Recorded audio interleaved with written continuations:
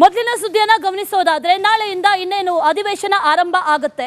ಒಂದು ಕಡೆಯಲ್ಲಿ ಅಧಿವೇಶನದಲ್ಲಿ ಒಗ್ಗಟ್ಟಿನ ಜಪವನ್ನ ಮಾಡಬೇಕು ಅನ್ನುವಂತ ನಿಟ್ಟಿನಲ್ಲಿ ಈಗಾಗಲೇ ನಿರ್ಧಾರಗಳಾಗಿದೆ, ಅದಕ್ಕೆ ಸಂಬಂಧಪಟ್ಟಂತೆ ತಯಾರಿಗಳಾಗಿದೆ.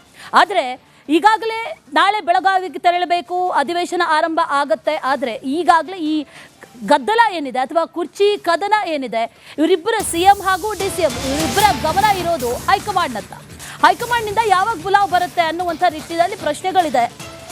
ಕಲಾಪದಲ್ಲಿ ಒಗ್ಗಟ್ಟಿನ ಮಂತ್ರ ಜಪಿಸೋದಕ್ಕೆ ಸಿಎಂ ಡಿಸಿಎಂ ಸಜ್ಜಾಗಿದ್ದಾರೆ. ಅಧಿವೇಶನದ ನಡುವೆಯೂ ಕೂಡ ನಾಯಕರ ಚಿತ್ತ ಇರೋ ದೆಹಲಿಯಲ್ಲಿ, ನಾಯಕರ ದೇಹ ಬೆಳಗಾವಿಯಲ್ಲಿ, ಮನಸ್ಸು ಮಾತ್ರ ದೆಹಲಿಯಲ್ಲಿ ಅನ್ನುವಂಥ ರೀತಿಯಲ್ಲಿ ಆಗೋಗಿದೆ. ವರಿಷ್ಠರು ಯಾವಾಗ ಕರೀತಾರೆ ಅಥವಾ ಅವರ ತೀರ್ಮಾನ ಏನಾಗಿರುತ್ತೆ ಅನ್ನುವಂಥ ನಿಟ್ಟಿನಲ್ಲಿ ಸಿಎಂ ಹಾಗೂ ಡಿಸಿಎಂ ಚಿತ್ತ ಇದೆ.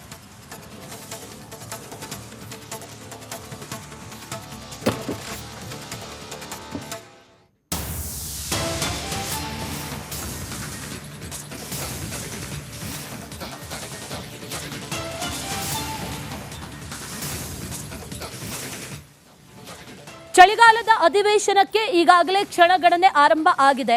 ನಾಳಿನ ಅಧಿವೇಶನದ ಸಂದರ್ಭದಲ್ಲಿ ಯಾವ ರೀತಿಯಲ್ಲಿ ಮಾತಾಡಬೇಕು, ಜೊತೆಗೆ ಯಾವ ವಿಚಾರಗಳನ್ನ ಪ್ರಸ್ತುತಪಡಿಸಬೇಕು ಅನ್ನುವಂಥ ನಿಟ್ಟಿನಲ್ಲೂ ಕೂಡ ಸಿದ್ಧತೆಗಳನ್ನ ಮಾಡಿಕೊಂಡಿದ್ದಾರೆ ಒಂದು ಕಡೆ. ಮತ್ತೊಂದು ಕಡೆಯಲ್ಲಿ ಈ ಪವರ್ ಫೈಟ್ ನಡುವೆ ನಾಳೆಯಿಂದ ಸದನ ಕದನ ಕೂಡ ಆರಂಭ ಆಗುತ್ತೆ. ಸರ್ಕಾರದ ವಿರುದ್ಧ ಮುಗಿಬೀಳೋದಕ್ಕೆ ಬಿಜೆಪಿ ಎಲ್ಲಾ ರೀತಿಯಲ್ಲೂ ಕೂಡ ಸರ್ವಸನ್ನದ್ಧವಾಗಿದೆ. ಅಧಿವೇಶನದ ನಡುವೆಯೂ ಕೂಡ ಸಿಎಂ ಡಿಸಿಎಂ ಚಿತ್ತ ಇರೋದು ದೆಹಲಿಯತ್ತ. ನಿನ್ನೆ ಸೋನಿಯಾ ನಿವಾಸದಲ್ಲಿ ಮೊದಲ ಸುತ್ತಿನ ಮೀಟಿಂಗ್ ಆಯಿತು. 2 ಗಂಟೆ ಮಾತುಕತೆಯನ್ನ ನಡೆಸಿದ್ರು ಕೂಡ ಯಾವುದೇ ನಿರ್ಧಾರಕ್ಕೆ ತೀರ್ಮಾನಕ್ಕೆ ಬಂದಿಲ್ಲ. ಈ ಅಧಿವೇಶನದ ಮಧ್ಯದಲ್ಲೇ ಎಲ್ಲಾದರೂ ಬುಲಾವ್ ಬರುತ್ತಾ ಇಬ್ರು ನಾಯಕರಿಗೂ ಅನ್ನುವಂಥ ಪ್ರಶ್ನೆಗಳು ಸದ್ಯಕ್ಕಿದೆ. ಅಧಿವೇಶನದ ನಂತರದಲ್ಲಿ ಏನೇ ಇದ್ರು ಮಾತುಕತೆ ಅಂತ ಹೇಳಲಾಗಿತ್ತು. ಆದರೆ ಅದರ ಮಧ್ಯದಲ್ಲೇನಾದರೂ ಕರೀತಾರಾ ಅನ್ನುವಂಥ ಪ್ರಶ್ನೆಗಳು ಸದ್ಯಕ್ಕಿದೆ. ಯಾರಿಗೆ ಜಾಕ್ಪಾಟ್, ಯಾರಿಗೆ ಶಾಕ್ ಅನ್ನೋದು ಇನ್ನೂ ಕೂಡ ನಿಗೂಢ. ಇದೇ ವಿಚಾರಕ್ಕೆ ಸಂಬಂಧಪಟ್ಟಂತೆ ಡೀಟೇಲ್ಸ್ ಅನ್ನ ಕೊಡ್ತಾರೆ ನಮ್ಮ ಪ್ರತಿನಿಧಿ ಹನುಮಂತು. ನೇರ ಸಂಪರ್ಕದಲ್ಲಿ ಜಾಯಿನ್ ಆಗ್ತಾ ಇದ್ದಾರೆ.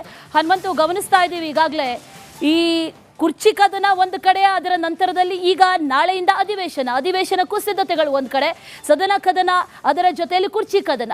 ಈ ಎರಡಕ್ಕೂ ಕೂಡ ಒಂದಷ್ಟು ಪ್ಲಾನಿಂಗ್ ಅನ್ನ ಕಾಂಗ್ರೆಸ್ ಮಾಡ್ಕೊಂಡಿದೆ. ಇದ್ರ ಮಧ್ಯದಲ್ಲಿ ಎಲ್ಲಾದರೂ ದೆಹಲಿಯಿಂದ ಬುಲಾವ್ ಬರುತ್ತಾ ಅಥವಾ ಮಧ್ಯದಲ್ಲಿ ಎಲ್ಲಾದರೂ ಸಾರ್ಟ್ ಔಟ್ ಆಗುತ್ತಾ? ಯಾವ ರೀತಿಯ ಸೂಚನೆಗಳು ಸಿಗ್ತಾ ಇದೆ ಹನುಮಂತು?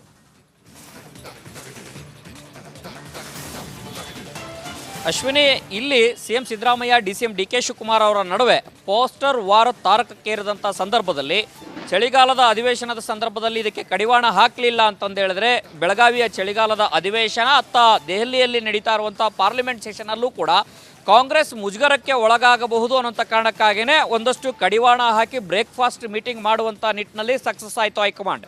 ಆದಾಗ್ಯೂ ಕೂಡ ಇಬ್ಬರು CM Siddaramaiah DCM D K Shivakumar ಅವರ ನಿವಾಸದಲ್ಲಿ ಆದಂಥ ಬ್ರೇಕ್ಫಾಸ್ಟ್ ನಂತರದಲ್ಲಿ ಒಗ್ಗಟ್ಟಿನ ಜಪವನ್ನು ಮಾಡಿದ್ರು. ಅದರ ಜೊತೆಗೆ ಪ್ರತಿಪಕ್ಷಗಳು ಅವಿಶ್ವಾಸ ನಿರ್ಣಯವನ್ನು ಏನಾದರೂ ಮಂಡಿಸಿದ್ರೆ ನಮ್ಮಲ್ಲಿ ಬಹುಸಂಖ್ಯೆ ಇದೆ ಅನ್ನುವಂಥ ಕಾರಣಕ್ಕಾಗಿಯೇ ಒಗ್ಗಟ್ಟಿನ ಜಪವನ್ನು ಮಾಡ್ತಾ ಇದ್ರು. ಯಾರೂ ಕೂಡ ನಿರೀಕ್ಷೆಯನ್ನು ಮಾಡಿರಲಿಲ್ಲ ಚಳಿಗಾಲದ ಅಧಿವೇಶನದ ಬಳಿಕವೇ ಮತ್ತೆ ಈ ಒಂದು ಕುರ್ಚಿಯ ವಿಚಾರ ಪ್ರಸ್ತಾಪ ಆಗುತ್ತೆ, ಹೈಕಮಾಂಡ್ ನಾಯಕರು ಅವಾಗ ಚರ್ಚೆ ಮಾಡ್ತಾರೆ ಅನ್ನುವಂಥ ನಿರೀಕ್ಷೆಯಲ್ಲಿ ಎರಡೂ ಬಣದ ನಾಯಕರು ಇದ್ರು. ಇತ್ತ ಸಿಎಂ ಸಿದ್ದರಾಮಯ್ಯ ಬಣದ ನಾಯಕರು ಇದ್ರು, ಅತ್ತ ಡಿಸಿಎಂ ಡಿ ಕೆ ಶಿವಕುಮಾರ್ ಬಣದ ನಾಯಕರು ಇಬ್ಬರೂ ಕೂಡ ಇದ್ರು. ಈ ನಡುವೆ ನಿನ್ನೆ ದೆಹಲಿಯಲ್ಲಿ ನಡೆದಂಥ ಒಂದು ಸಭೆ ಏನಿದೆ, ಆ ಸಭೆ ಈಗ ರಾಜ್ಯ ರಾಜಕಾರಣದಲ್ಲಿ ಮತ್ತಷ್ಟು ಸಂಚಲನವನ್ನು ಮೂಡಿಸಿದೆ ಅಂತಂದು ಹೇಳಿದ್ರೆ ತಪ್ಪಾಗ್ಲಿಕ್ಕಿಲ್ಲ. ಯಾಕೆ ಅಂತಂದು ಹೇಳಿದ್ರೆ, ಸೋನಿಯಾ ಗಾಂಧಿಯವರ ಮುಂದೆ ಒಂದು ಅಧಿಕೃತವಾಗಿ ರಾಜ್ಯದ ವಿಚಾರ, ಕುರ್ಚಿಯ ವಿಚಾರ ನಿನ್ನೆ ಪ್ರಸ್ತಾಪವಾಗಿದೆ. ಸುದೀರ್ಘ 2 ಗಂಟೆಗಳ ಕಾಲ ಚರ್ಚೆ ಆಗಿ ಅದು ಯಾವುದೇ ರೀತಿಯ ತೀರ್ಮಾನಕ್ಕೂ ಕೂಡ ಬಂದಿಲ್ಲ. ಮತ್ತೊಂದು ಸುತ್ತಿನ ಸಭೆಯನ್ನು ಮಾಡುವಂಥ ಅವಶ್ಯಕತೆ ಇದೆ ಅನ್ನುವಂಥ ಸೂಚನೆಯನ್ನು ಮತ್ತೆ ಮಾಧ್ಯಮಗಳಿಗೂ ಕೂಡ AICC general secretary K C Venugopal ಅವರು ಕೂಡ ಹೇಳಿದ್ದಾರೆ. ಈ ಬೆಳವಣಿಗೆ ಆದ ನಂತರದಲ್ಲಿ ಈಗ ಚಳಿಗಾಲದ ಅಧಿವೇಶನ ನಾಳೆಯಿಂದ ಪ್ರಾರಂಭ ಆಗ್ತಾ ಇದೆ. ಮೇಲ್ನೋಟಕ್ಕೆ ಇಲ್ಲಿ ಒಗ್ಗಟ್ಟಿನ ಜಪವನ್ನು CM Siddaramaiah DCM D K Shivakumar ಅವರು ಸೇರಿದಂತೆ ಇಡೀ ಕಾಂಗ್ರೆಸ್ ನಾಯಕರು ಎಲ್ಲರೂ ಕೂಡ ಒಗ್ಗಟ್ಟಿನ ಜಪ ಮಾಡ್ತಾ ಇದ್ದಾರೆ. ಆದರೆ ಇಲ್ಲಿ ಸದ್ಯದ ಪರಿಸ್ಥಿತಿ ಯಾವ ರೀತಿ ಇದೆ ಅಂತಂದು ಹೇಳಿದ್ರೆ, ಅನೇಕ ಸವಾಲುಗಳಿದೆ. ಪ್ರತಿಪಕ್ಷಗಳು ಟೀಕೆ ಮಾಡುವಂಥದ್ದು, ಸಮರ ಸಾರುವಂಥದ್ದು, ಸಮರಾಭ್ಯಾಸವು ಪ್ರತಿಪಕ್ಷಗಳ ವಿರುದ್ಧ ಮಾಡಿದಾಗಲೂ ಕೂಡ ಸದ್ಯದ ಪರಿಸ್ಥಿತಿ ಯಾವ ರೀತಿ ಇದೆ ಅಂತಂದು ಹೇಳಿದ್ರೆ, ಚಳಿಗಾಲದ ಅಧಿವೇಶನದಲ್ಲಿ ದೇಹ ಇರುತ್ತೆ, ಹೈಕಮಾಂಡಿಂದ ಯಾವಾಗ ಕರೆ ಬರುತ್ತೆ ಅನ್ನೋಂಥ ಮನಸ್ಸು ಆ ಕಡೆ ಇರುತ್ತೆ ಅನ್ನೋಂಥ ಪರಿಸ್ಥಿತಿ ನಿರ್ಮಾಣ ಆಗಿದೆ. ಈ ನಡುವೆ ಒಂದು ಕಡೆಗೆ ಶಾಸಕರನ್ನ ಒಗ್ಗೂಡಿಸ್ಕೊಳ್ಬೇಕು, ಸಚಿವರನ್ನು ಒಗ್ಗೂಡಿಸಿಕೊಂಡು ಸರ್ಕಾರ ಪ್ರತಿಪಕ್ಷಗಳಿಗೆ ಪ್ರತ್ಯುತ್ತರ ಕೊಡಬೇಕು.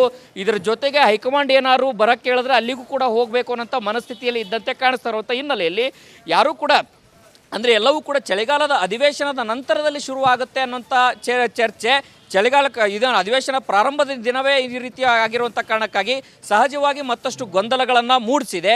ಈ ಗೊಂದಲಗಳನ್ನು ಯಾವ ರೀತಿ ಫೇಸ್ ಮಾಡುತ್ತೆ, ಈ ಗೊಂದಲಗಳ ನಡುವೆ ಪ್ರತಿಪಕ್ಷಗಳಿಗೆ ಸರ್ಕಾರ ಯಾವ ರೀತಿ ತಿರುಗೇಟು ಕೊಡುತ್ತೆ ಅನ್ನೋಂಥದ್ದು ಕೂಡ ಕಾದು ನೋಡಬೇಕಾಗಿದೆ. ಒಟ್ಟಾರೆಯಾಗಿ ನಾಳೆಯಿಂದ ಶುರುವಾಗುವಂತಹ ಚಳಿಗಾಲದ ಅಧಿವೇಶನದಲ್ಲಿ ಕಾಂಗ್ರೆಸ್ ನಾಯಕರ ದೇಹಗಳೆಲ್ಲವೂ ಕೂಡ ಇಲ್ಲಿರುತ್ತೆ, ಮನಸ್ಸು ಮಾತ್ರ ಕಾಂಗ್ರೆಸ್ನ ಹೈಕಮಾಂಡ್ನತ್ತ ಇರುತ್ತೆ.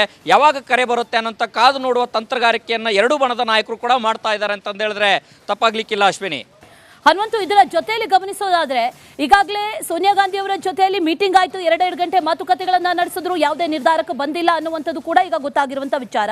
ಕೆ.ಸಿ. ವೇಣುಗೋಪಾಲ್ ಅವರು ಹೇಳ್ತಾರೆ ಮತ್ತೊಂದು ಸುತ್ತಿನ ಸಭೆಯನ್ನ ಮಾಡ್ತೀವಿ ಅನ್ನುವಂಥದ್ದು. ಹಾಗಾದ್ರೆ ಈಗಾಗಲೇ ವಿಪಕ್ಷಗಳು ಕೂಡ ಅವಿಶ್ವಾಸ ನಿರ್ಣಯವನ್ನ ಮಂಡಿಸಬೇಕು ಅನ್ನುವಂಥ ನಿಟ್ಟಿನಲ್ಲಿ ತಯಾರಿಗಳನ್ನ ಮಾಡ್ಕೊಂಡಿರೋದ್ರಿಂದ ಆದಷ್ಟು ಬೇಗ ಇವರಿಬ್ಬರನ್ನು ಕೂಡ ಕರೆಸ್ಕೊಳ್ಳುವಂಥ ಸಾಧ್ಯತೆಗಳು ಬಹಳ ದಟ್ಟವಾಗಿದೆಯಾ?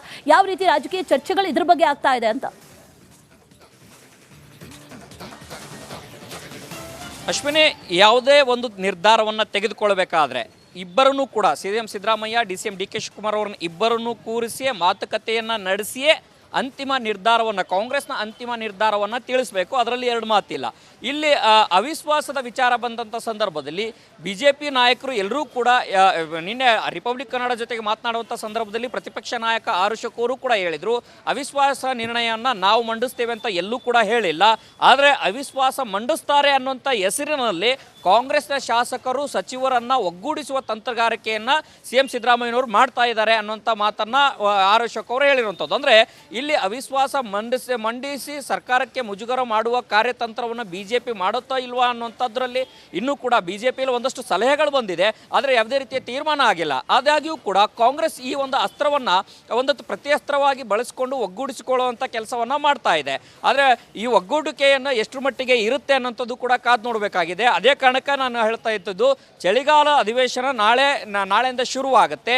ಸರ್ಕಾರಕ್ಕೆ ಶಾಸಕರು ಕೇಳುವಂತಹ, ಪ್ರತಿಪಕ್ಷ ಕೇಳುವಂತಹ ರೈತರ ಸಮಸ್ಯೆಗಳು, ಉತ್ತರ ಕರ್ನಾಟಕದ ಸಮಸ್ಯೆಗಳ ಬಗ್ಗೆ ಒಂದಷ್ಟು ಕೂಲಂಕುಷವಾಗಿ ಚರ್ಚೆ ಆಗಬೇಕಾದಂಥ ಸಂದರ್ಭದಲ್ಲಿ ಎಲ್ಲ ಒಂದು ಕಡೆಗೆ ಕಾಂಗ್ರೆಸ್ನ ಹೈಕಮಾಂಡ್ ಅಲ್ಲಿ ಕುರ್ಚಿಯ ವಿಚಾರ ಚರ್ಚೆ ಮಾಡಿರುವಂಥದ್ದು ಗಮನ ಬೇರೆ ಕಡೆ ಸೆಳೆಯುವಂಥ ಒಂದಷ್ಟು ಲಕ್ಷಣಗಳು ಕೂಡ ಗೋಚರ ಆಗ್ತಾ ಇರುವಂಥದ್ದು. ಒಟ್ಟಾರೆಯಾಗಿ ಕಾಂಗ್ರೆಸ್ನ ಹೈಕಮಾಂಡ್ ಮತ್ತೊಂದು ಸುತ್ತಿನ ಸಭೆ ಯಾವಾಗ ನಡೆಸ್ತಾರೆ ಅನ್ನುವಂಥದ್ದೇ ಈಗ ಮತ್ತಷ್ಟು ಕುತೂಹಲವನ್ನು ಮೂಡಿಸಿರುವಂಥದ್ದು. Ashwini, right Hanumanthu, thank you ಡೀಟೇಲ್ಸ್ಗೆ.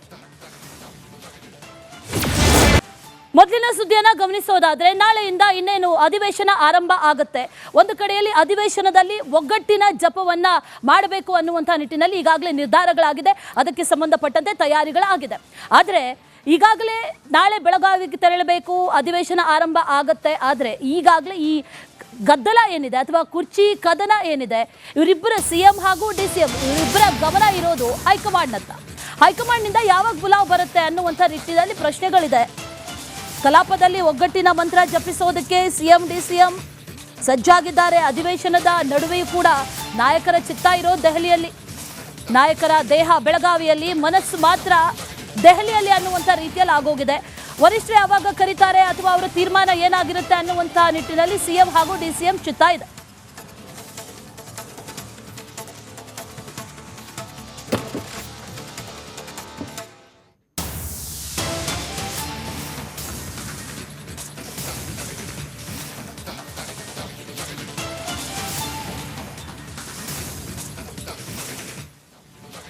ಚಳಿಗಾಲದ ಅಧಿವೇಶನಕ್ಕೆ ಈಗಾಗಲೇ ಕ್ಷಣಗಣನೆ ಆರಂಭ ಆಗಿದೆ.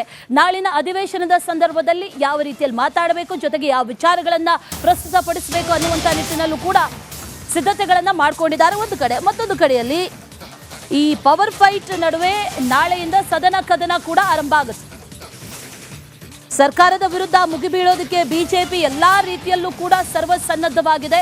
ಅಧಿವೇಶನದ ನಡುವೆಯೂ ಕೂಡ CM DCM ಚಿತ್ತ ಇರೋದು ದೆಹಲಿಯತ್ತ. ನಿನ್ನೆ ಸೋನಿಯಾ ನಿವಾಸದಲ್ಲಿ ಮೊದಲ ಸುತ್ತಿನ ಮೀಟಿಂಗ್ ಆಯಿತು, 2 ಗಂಟೆ ಮಾತುಕತೆಯನ್ನ ನಡೆಸಿದ್ರು ಕೂಡ ಯಾವುದೇ ನಿರ್ಧಾರಕ್ಕೆ ತೀರ್ಮಾನಕ್ಕೆ ಬಂದಿಲ್ಲ. ಈ ಅಧಿವೇಶನದ ಮಧ್ಯದಲ್ಲೇ ಎಲ್ಲಾದರೂ ಬುಲಾವ್ ಬರುತ್ತಾ ಇಬ್ರು ನಾಯಕರಿಗೂ ಅನ್ನುವಂಥ ಪ್ರಶ್ನೆಗಳು ಸದ್ಯಕ್ಕಿದೆ. ಅಧಿವೇಶನದ ನಂತರದಲ್ಲಿ ಏನೇ ಇದ್ರು ಮಾತುಕತೆ ಅಂತ ಹೇಳಲಾಗಿತ್ತು, ಆದರೆ ಅದರ ಮಧ್ಯದಲ್ಲಿ ಏನಾದರೂ ಕರೀತಾರಾ ಅನ್ನುವಂಥ